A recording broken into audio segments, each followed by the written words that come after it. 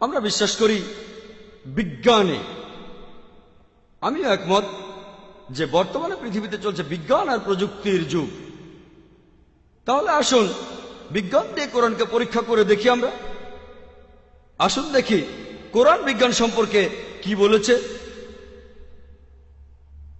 বর্তমানের এই পৃথিবীতে এখন বিজ্ঞান আর প্রযুক্তির যুগ। আমরা এমন ঈশ্বর মানি না। বিজ্ঞান দিয়ে প্রমাণ করে দেখান যে ঈশ্বর বলে একজন আছে, তাহলে আমরা বিশ্বাস করব। আমি প্রথমেই একটা প্রশ্ন করতে চাই, এই সব নাস্তিকদের অথবা যে ঈশ্বর মানে না তাকে জিজ্ঞেস করব, যে শুধুমাত্র বিজ্ঞানে বিশ্বাস করে, যে আপনি কি বলতে পারবেন কোন লোকটা আপনাকে প্রথম বলতে পারবে একটা অপরিচিত বস্তুর কার্যকলাপ সম্পর্কে? ধরেন একটা বস্তু একেবারে অপরিচিত মেশিন, যেটা পৃথিবীর কোনো মানুষ আগে কখনো দেখেনি অথবা ধরেনি। এখন এই মেশিনটা সেই নাস্তিকের সামনে আনা হলো, অথবা তার সামনে যে বিশ্বাস করে বিজ্ঞানে। এখন এই অপরিচিত বস্তুটার কার্যপ্রণালী, এটা কিভাবে কাজ করে, এ ব্যাপারে কে আপনাকে প্রথম বলতে পারবে? আমি এই প্রশ্নটা কয়েকশো নাস্তিককে করেছিলাম। কিছুক্ষণ চিন্তা করার পর তারা বলেছে হয়তো এর সৃষ্টিকর্তা, যে লোকটা এই বস্তুটা বানিয়েছে। কেউ হয়তো বলবে আবিষ্কারক, কেউ হয়তো বলবে উৎপাদনকারী, কেউ বলবে প্রস্তুতকারক। তারা যাই বলুক না কেন বিশ্বাস করেন উত্তরটা এমন কিছু একটা হবে। হয় বলবে স্রষ্টা, আবিষ্কারক, উৎপাদনকারী, প্রস্তুতকারক। আমি অনেক নাস্তিককে এই প্রশ্নটা করেছি, আর তারা সবাই এমন উত্তরই দিয়েছে। তারা যে উত্তরের দিক না কেন সেটা মেনে নেব, উত্তরটা আমি মনে রাখবো, এইরকমই কিছু হবে। পরের লোকটা হতে পারে বস্তুটার স্রষ্টা তাকে বলেছে, অথবা কেউ হয়তো গবেষণা করেছে, কিন্তু প্রথমে যে বলতে পারবে সে হবে স্রষ্টা বা উৎপাদনকারী, আবিষ্কারক অথবা প্রস্তুতকারী। আমি তখন তাকে বলবো যে বিজ্ঞানে বিশ্বাস করে এই পৃথিবীটা কিভাবে সৃষ্টি হলো, আমাদের এই বিশ্বজগৎ কিভাবে সৃষ্টি হলো। সে আমাকে বলবে যে প্রথমে পুরো বিশ্বজগৎ ছিল একটা বিন্দু, প্রাইমারি নেবুলা। তারপর একটা বিস্ফোরণ হলো, সবকিছু আলাদা হয়ে গেল। এভাবেই সৃষ্টি হলো বিশ্বজগৎ। তারপরে বিভিন্ন নক্ষত্র আর গ্রহ সৃষ্টি হলো। আমি তাকে বলবো এই সব রূপকথা আপনি কোত্থেকে জানলেন? সে বলবে না, এগুলো রূপকথা না, এগুলো প্রতিষ্ঠিত সত্য, এর পক্ষে এখন প্রমাণ আছে। আমি বলবো এইসব রূপকথা আপনি কোত্থেকে জানতে পেরেছেন? সে বলবে না, এটা তো বৈজ্ঞানিক সত্য, এটা রূপকথা না। কিছুদিন আগে এটা জেনেছি। এখানে কিছুদিন আগে মানে 50 বছর আগে বা 100 বছর আগে, কিছুদিন আগে। আর 1973 সালে কয়েকজন বিজ্ঞানী নোবেল প্রাইজ পেয়েছেন বিগ ব্যাং থিওরি বর্ণনা করার জন্য। তখন আমি বলবো ঠিক আছে, আপনি বলছেন এটা সত্যি, আমিও মেনে নিলাম। তবে এই সম্পর্কে কি বলবেন যেটা 1400 বছর আগে থেকে লেখা আছে পবিত্র কোরআনে? পবিত্র কোরআনে সূরা আনবিয়ার 30 নম্বর আয়াতে উল্লেখ করা হয়েছে, আওয়ালাম ইয়ারাল্লাযিনা কাফারু, অবিশ্বাসীরা কি ভেবে দেখে না, আন্নাস সামাওয়াতু ওয়াল আরদা কানা তারাতকান ফাফাতাকনাহুমা, যে আকাশমণ্ডলী এবং পৃথিবী একসাথে মিশেছিল, তারপর আমি তাদের পৃথক করে দিলাম। এই কোরআন যেটা নাজিল হয়েছে 1400 বছর আগে, আর ঐতিহাসিক বিভিন্ন তথ্য দিয়ে প্রমাণ করা যায় এই পবিত্র কোরআন এটা পৃথিবীতে আছে 1400 বছর ধরে। কিভাবে এই পবিত্র কোরআন বলছে বিগ ব্যাং থিওরি সম্পর্কে? এখানে সংক্ষেপে বলা হয়েছে এটা নাকি আমরা জেনেছি কিছুদিন আগে, 50 বছর আগে, 100 বছর আগে। তাহলে কোরআনে এই কথাটা কিভাবে আসলো? সেই নাস্তিক বলবে হয়তো কেউ আন্দাজে বলেছে।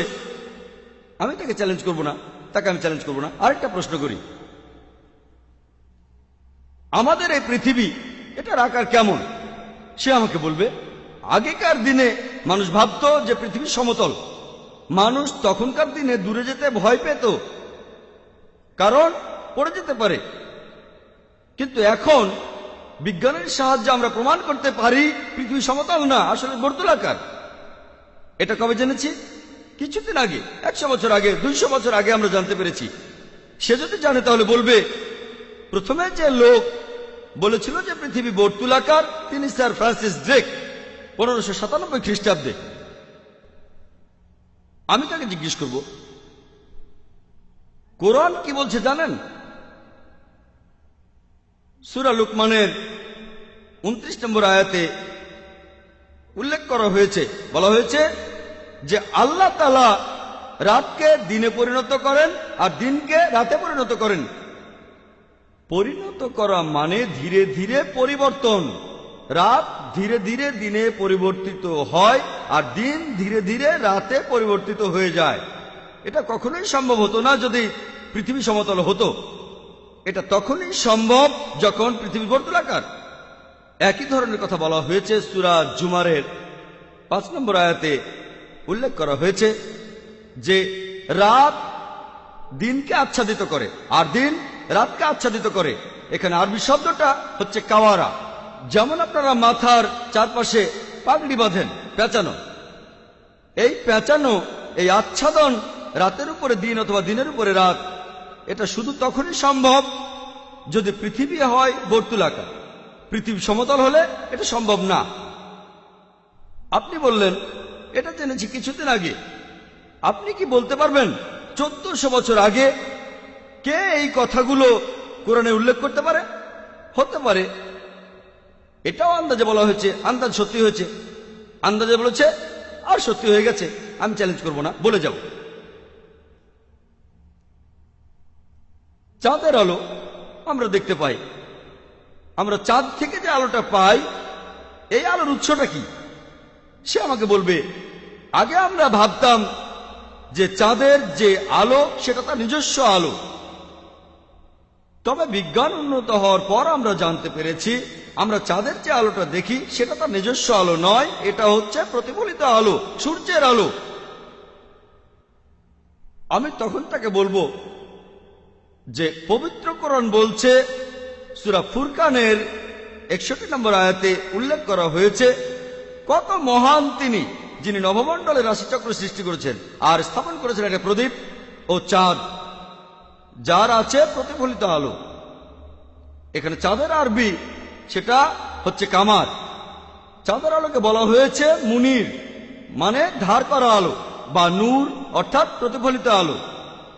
পবিত্র কোরআন বলছে যে চাঁদের আলোটা প্রতিফলিত আলো। আপনি বললেন এটা জেনেছি কিছুদিন আগে। তাহলে কোরআন কিভাবে কথা বলছে 1400 বছর আগে? সে একটু থমকে যাবে, তখনই কথার উত্তর দেবে না। তারপর হয়তো বলবে হতে পারে এটাও আন্দাজে বলেছে। আমি তার সাথে তর্ক করব না, আমি তর্কের খাতিরে মেনে নেব। আমি তাকে বলবো ঠিক আছে, মানলাম, আমি কোনো তর্ক করব না, আসুন দেখি। তখন তাকে বলবো, আমি যখন স্কুলে ছিলাম, আমি ক্লাস 10 পাস করেছি 1982 সালে। সেখানে পড়েছিলাম যে সূর্য স্থির আছে, চারপাশে ঘোরে কিন্তু এক জায়গায়। সে বলবে কোরআন কি একই কথা বলছে? আমি বলবো না, এটা আমি শিখেছিলাম স্কুলে। এটা কি সত্যি? সে বলবে না, এখন বিজ্ঞান উন্নত হয়েছে। কিছুদিন আগে আমরা জানতে পেরেছি যে সূর্য নিজের চারপাশে ঘোরে আর প্রদক্ষিণও করে। সূর্য স্থির নয়, সূর্য প্রদক্ষিণ করে তার কক্ষপথে। আপনি যদি সূর্যের কোনো ছবি ভালো করে দেখেন, সূর্যের গায়ে কিছু কালো দাগ আছে আর এই কালো দাগগুলো আনুমানিক 25 দিনে একটা প্রদক্ষিণ পূর্ণ করে। সূর্য একটা প্রদক্ষিণ সম্পূর্ণ করতে 25 দিন সময় নেয়। কোরআন কি বলছে সূর্য স্থির? সে হেসে ফেলবে। আমি বলবো না। পবিত্র কোরআনে সূরা আম্বিয়া 33 নম্বর আয়াতে উল্লেখ করা হয়েছে হুয়াল্লাযী খালাকাল লাইলা ওয়ান নাহারা ওয়াশ শামসা ওয়াল কামার কুল্লুন ফি ফালাকা ইয়াসবাহুন, যে আল্লাহ তাআলা সৃষ্টি করেছেন রাত এবং দিন, চাঁদ এবং সূর্য, প্রত্যেকেই নিজ নিজ কক্ষপথে বিচরণ করে, আবর্তিত হয় ও প্রদক্ষিণ করে। এরা প্রত্যেকেই তাদের কক্ষপথে বিচরণ করে। আপনি বলেন পবিত্র কোরআনে এই বৈজ্ঞানিক কথাটা কে বলতে পারে, যেটা আমরা জেনেছি কিছুদিন আগে? সে চুপ থাকবে। অনেকক্ষণ চুপ থাকার পর সে বলবে, দেখেন, আরবরা তারা জ্যোতির্বিদ্যার ব্যাপারে তখন খুবই উন্নত ছিল। হতে পারে কিছু আরব নবীজিকে বলেছে, তিনিও সেটা এখানে লিখেছেন।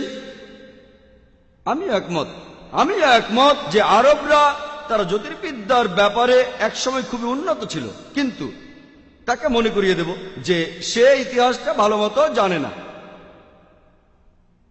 কোরআন নাজিল হওয়ার কয়েকশো বছর পরে আরবরা জ্যোতির্বিদ্যার ক্ষেত্রে উন্নত হয়েছিল।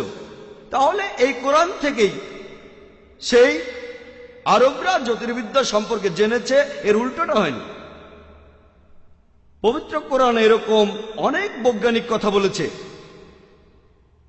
পবিত্র কোরআন আমাদের বলছে বিভিন্ন রকম প্রাণী সম্পর্কে, পানিচক্র সম্পর্কে।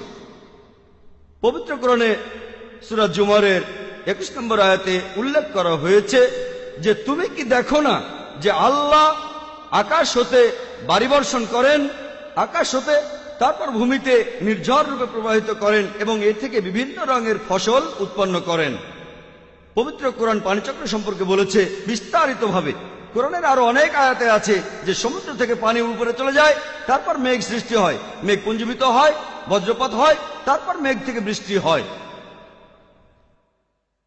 এ কথা পবিত্র কোরআনে অনেক জায়গায় আছে। পবিত্র কোরআনে সূরা মুমিনুনের 18 নম্বর আয়াতে উল্লেখ করা হয়েছে, পবিত্র কোরআনে সূরা রুমের 24 নম্বর আয়াতে উল্লেখ করা হয়েছে, পবিত্র কোরআনে সূরা নূরের 43 নম্বর আয়াতে উল্লেখ করা হয়েছে। এছাড়াও সূরা রুমের 48 নম্বর আয়াতে উল্লেখ করা হয়েছে। অনেক জায়গায় পবিত্র কোরআন এই ব্যাপারে বলেছে। এই পানিচক্র এটা আবিষ্কার করেছিলেন বার্নার্ড প্যালিসি 1580 সালে। 1580 সালে আমরা পানিচক্র সম্পর্কে প্রথম জানতে পারি। 1400 বছর আগে এ কথাটা কে বলতে পারে? আর ভূগোলের ক্ষেত্রে সেই নাস্তিক বলবে ভূগোলের ক্ষেত্রে ফোল্ডিং নামে একটা ব্যাপার আছে। আমরা যে পৃথিবীতে বাস করি তার উপরের স্তরটা খুবই পাতলা। বিভিন্ন পাহাড় পর্বত এই ফোল্ডিং এর কারণে পৃথিবীর নড়াচড়া বন্ধ হয়, এতে করে পৃথিবী স্থির হয়ে থাকে। আমি তাকে বলবো যে পবিত্র কোরআনে সূরা নাবার 6 নম্বর আয়াত ও 7 নম্বর আয়াতে উল্লেখ করা হয়েছে যে আমি কি করিনি পৃথিবীর ভূমিকে সজ্জা, ওয়াল জিবালা আওতাদা, এবং পর্বত সমূহকে কিলক। কোরআন বলছে পর্বতকে বানানো হয়েছে কিলকের মতো, তাঁবুর খুঁটির মতো। আর বিজ্ঞানীরা এখন আমাদের একথাটাই বলেন, তাঁবুর খুঁটির মতো। পর্বতগুলো তাঁবুর খুঁটির মতো। এছাড়াও পবিত্র কোরআনে সূরা আম্বিয়ার 31 নম্বর আয়াতে উল্লেখ করা হয়েছে, বলা হয়েছে যে আমি পৃথিবীতে সৃষ্টি করেছি সুদৃঢ় পর্বতমালা যাতে পৃথিবী ঢলে না পড়ে। কোরআন বলছে পর্বত বানানো হয়েছে যাতে করে পৃথিবী ঢলে না পড়ে।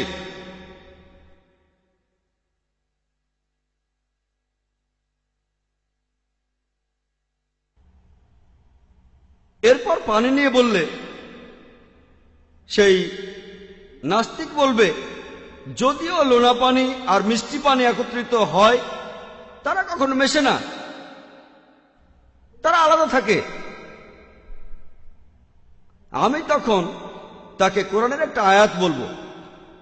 সূরা ফুরকানের 53 নম্বর আয়াতে উল্লেখ করা হয়েছে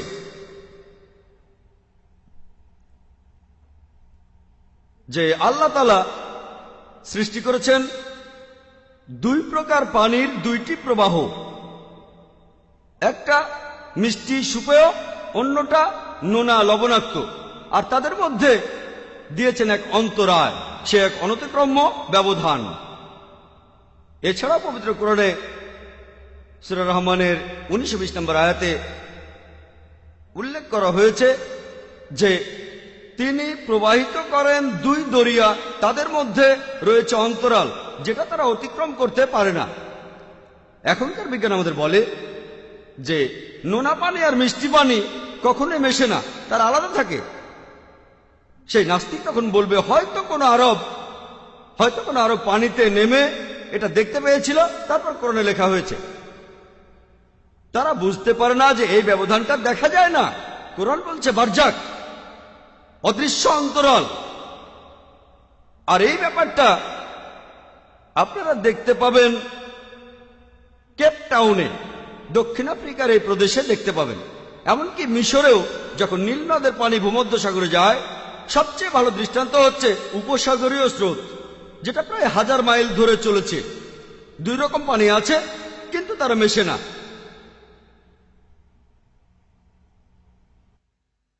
পবিত্র কোরআনে সূরা আনবিয়ার 30 নম্বর আয়াতে উল্লেখ করা হয়েছে, ওয়াজআলনা মিনাল মাই কুল্লা শাইইন হাই, প্রাণবান সবকিছু আমি সৃষ্টি করলাম পানি থেকে।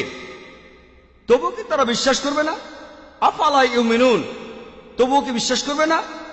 কোরআন বলছে প্রাণবান সবকিছু আমি সৃষ্টি করলাম পানি থেকে, তারপরও বিশ্বাস করবে না। চিন্তা করেন, আরবের সেই মরুভূমিতে, সেখানে তো পানির খুবই অভাব। কে এটা চিন্তা করতে পারতো যে সব প্রাণী সৃষ্টি হয়েছে পানি থেকে? যদি তারা চিন্তা করত, তাহলে পানি ছাড়া সবকিছুর কথাই চিন্তা করত। এখনকার বিজ্ঞান আমাদের বলে যে সাইটোপ্লাজম, যেটা হচ্ছে জীবকোষের প্রধান অংশ, এর মধ্যে 80% হচ্ছে পানি। আর প্রত্যেক জীবের শরীরে 50 থেকে 90% হচ্ছে পানি। কোরআনে এই কথাগুলো কে উল্লেখ করতে পারে 1400 বছর আগে? তখন সে নাস্তিক চুপ হয়ে যাবে, কোনো উত্তর দিতে পারবে না। অঙ্কের মধ্যে একটা থিওরি আছে যার নাম হচ্ছে থিওরি অফ প্রবাবিলিটি। মনে করেন কোনো একটা জায়গায় 2টো অপশন আছে, আর অপশন দুটোর মধ্যে একটা ঠিক আর একটা ভুল। সেখানে আপনি আন্দাজে একটা বেছে নেবেন, আর সেটাই সঠিক হবে, তার সম্ভাবনা 2 ভাগের 1 ভাগ, সম্ভাবনা 50%। যেমন ধরেন একটা পয়সা টস করলাম, কোন পাশ পড়বে সেটা বলতে পারার সম্ভাবনা হচ্ছে 2 ভাগের 1 ভাগ বা 50%। যদি পয়সাটা আরো একবার টস করি, তাহলে দ্বিতীয়বার ঠিকভাবে বলবো, তার সম্ভাবনা হচ্ছে 2 ভাগের 1 ভাগ, অর্থাৎ 50%। তাহলে আমি দুবারই সঠিক উত্তর দিতে পারবো, তার সম্ভাবনা হচ্ছে 2 ভাগের 1 ভাগ গুণ 2 ভাগের 1 ভাগ, 4 ভাগের 1 ভাগ বা 50%-এর 50%, অর্থাৎ 25%। যদি একটা ছক্কা ফেলি, সেখানে 6টা দিক আছে, 1 2 3 4 5 6, তাহলে আগে থেকে একটা নাম্বার বলবো আর সেটাই সঠিক হবে, তার সম্ভাবনা 6 ভাগের 1 ভাগ। এই 3 বারই সঠিক উত্তর দিতে পারবো, তার সম্ভাবনা প্রথমে পয়সা, তারপরে পয়সা, আর তারপরে ছক্কা। এই 3 বারই সঠিক উত্তর দেব, তার সম্ভাবনা হচ্ছে 2 ভাগের 1 ভাগ গুণ 2 ভাগের 1 ভাগ গুণ 6 ভাগের 1 ভাগ, অর্থাৎ 24 ভাগের 1 ভাগ। এবার কোরআনকে প্রবাবিলিটি থিওরি দিয়ে পরীক্ষা করি। ধরেন আমি তর্কের খাতিরে মেনে নিলাম এগুলো কেউ আন্দাজে লিখেছে। পবিত্র কোরআনে এরকম সব কথা হয়তো কেউ আন্দাজেই বলেছে। এবারে কোরআনকে প্রবাবিলিটি থিওরি দিয়ে পরীক্ষা করি। কোরআন বলছে যে পৃথিবী বর্তুলাকার। একজন মানুষ পৃথিবীর ব্যাপারে কি কি আকার আন্দাজ করতে পারে?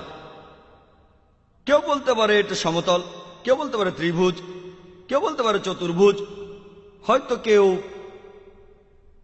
বলবে পৃথিবী পঞ্চভুজ, আবার কেউ বলবে ষড়ভুজ, কেউ বলতে পারে সপ্তভুজ, কেউ বলতে পারে অষ্টভুজ, কেউ বলবে বর্তুলাকার। ধরেন আমরা এখানে পৃথিবীর 30টি আকার আন্দাজ করতে পারি। কেউ এখানে আন্দাজে সঠিকটা বলে দেবে, তার সম্ভাবনা 30 ভাগের 1 ভাগ। এরপর চাঁদের আলো হতে পারে নিজস্ব আলো বা প্রতিফলিত আলো হতে পারে। কেউ এখানে আন্দাজে সঠিকটা বলতে পারবে, তার সম্ভাবনা 2 ভাগের 1 ভাগ। এখন সে দুটোই সঠিক বলবে যে পৃথিবী বর্তুলাকার, আর চাঁদের আলো প্রতিফলিত আলো, তার সম্ভাবনা হচ্ছে 30 ভাগের 1 ভাগ গুণ 2 ভাগের 1 ভাগ সমান 60 ভাগের 1 ভাগ। আরবের সেই মরুভূমিতে মানুষ কি দিয়ে তৈরি সে ব্যাপারে একজন কি আন্দাজ করতে পারে? প্রাণী আর উদ্ভিদ কি দিয়ে তৈরি, এখানে অপশনগুলো কি? কোন কোন জিনিসের কথা ভাবতে পারেন যে জীবজন্তু এটা দিয়ে তৈরি? মরুভূমির মানুষ ভাবতে পারে বালি দিয়ে তৈরি, কাঠ দিয়ে তৈরি, বা অ্যালুমিনিয়াম দিয়ে তৈরি, লোহা দিয়ে, তামা দিয়ে, মাটি দিয়ে, পানি দিয়ে, হাইড্রোজেন দিয়ে, অক্সিজেন দিয়ে, এরকম অন্ততপক্ষে হাজারটা জিনিস ভাবা যায়। এছাড়াও আরবের মরুভূমিতে তখন পানি পাওয়া খুবই কঠিন, কিন্তু কোরআন বলছে জীবজগতের সবকিছুই পানি দিয়ে তৈরি। সূরা আনবিয়া 30 নম্বর আয়াতে উল্লেখ করা হয়েছে। এছাড়া পবিত্র কোরআনের সূরা নূরের 45 নম্বর আয়াতে উল্লেখ করা হয়েছে প্রাণবান সমস্ত কিছু পানি থেকে তৈরি। সূরা ফুরকানের 54 নম্বর আয়াতে উল্লেখ করা হয়েছে তিনি মানুষকে সৃষ্টি করেছেন পানি থেকে। এখানে আন্দাজে বলে সঠিক হওয়ার সম্ভাবনা হচ্ছে 1000 ভাগের 1 ভাগ। এখন কেউ আন্দাজে এই তিনটাই সঠিক বলতে পারবে তার সম্ভাবনা যে পৃথিবী বর্তুলাকার, চাঁদের আলো আসলে প্রতিফলিত আলো, আর জীবজগতের সবকিছু পানি থেকে তৈরি, সেটা হবে 30 ভাগের 1 ভাগ গুণ 2 ভাগের 1 ভাগ গুণ 1000 ভাগের 1 ভাগ, অর্থাৎ 60,000 ভাগের 1 ভাগ, অর্থাৎ 0.0017%। এখন আমি দর্শক শ্রোতাদের উদ্দেশ্যে বলছি, আপনারাই বিচার করেন, যদি কোরআনকে প্রবাবিলিটি থিওরি দিয়ে পরীক্ষা করেন, কোরআনে এরকম কয়েকশো কথা আছে যেগুলো তখনকার মানুষ জানতো না। যদি কেউ আন্দাজে বলে তাহলে তার সবগুলো সঠিক হবে, তার সম্ভাবনা শূন্যের খুব কাছাকাছি, আর প্রবাবিলিটি থিওরি অনুযায়ী সেটা হবে 0।